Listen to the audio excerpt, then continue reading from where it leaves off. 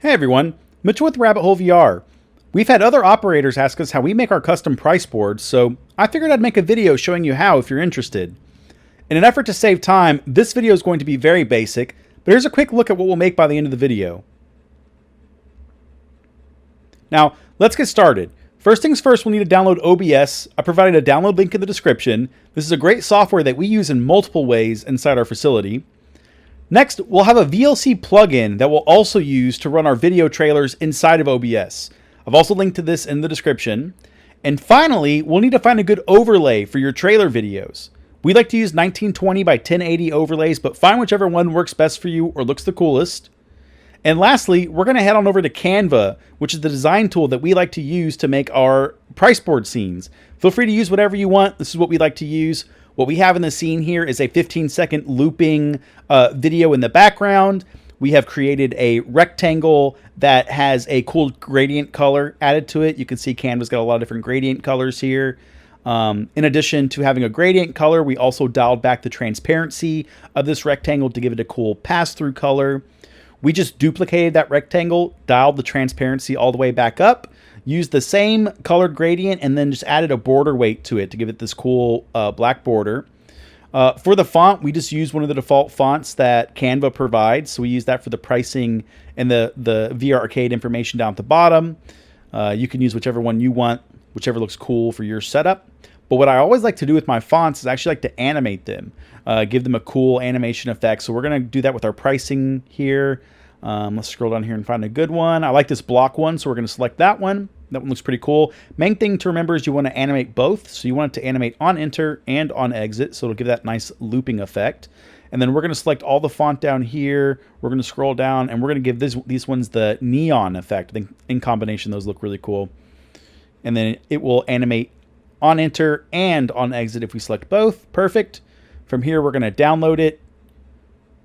Once you have downloaded your video, we're going to head back on over to OBS where we're going to start setting up our scene. So first things first, in our sources, let's add a media source. We're going to name it. And we're going to check mark this box that says loop because we want the video to loop.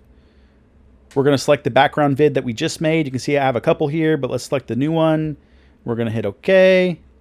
Perfect. Now we've got our video in the scene and it will loop every 15 seconds. Now, what we need to add into the scene next is going to be our overlay and our trailers. So let's get our overlay in here first. We're going to click the little plus button. We're going to add an image.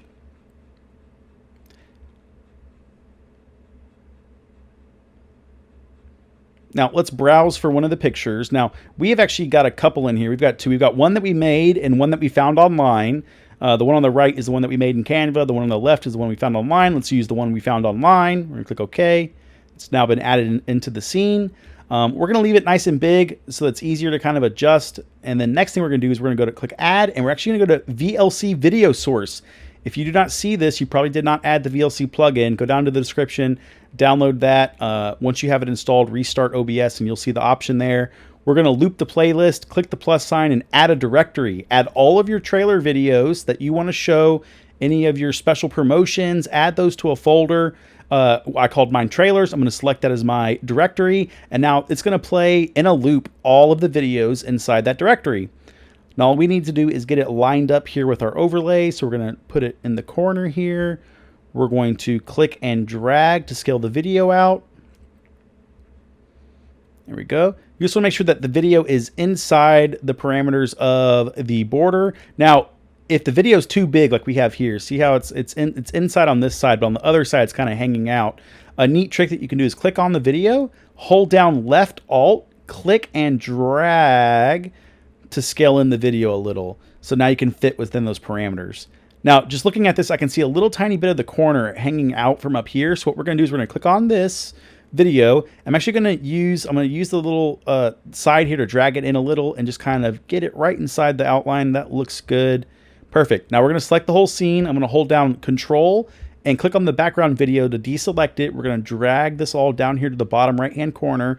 And then bit by bit, we're going to scale it down. So let's scale the outline down. Looks good about right there. We're going to scale the video in. Perfect. Get that right inside. Now I can notice that there's a little sliver that I can see on the right-hand side. So I'm going to click on the video and actually use my arrow keys to go pixel by pixel to navigate the videos over, which we've done right now. And perfect. Video looks good. Nothing's sticking out of the sides. We don't have any weird gaps along the edges. So this would be a finished product. You may just want to put your logo up here at the top or anything you want to add in there. You can see I've made some other examples, different things that you can do. If you want to get really fancy, you can remove your solo video and actually add a VLC media, a VLC video source.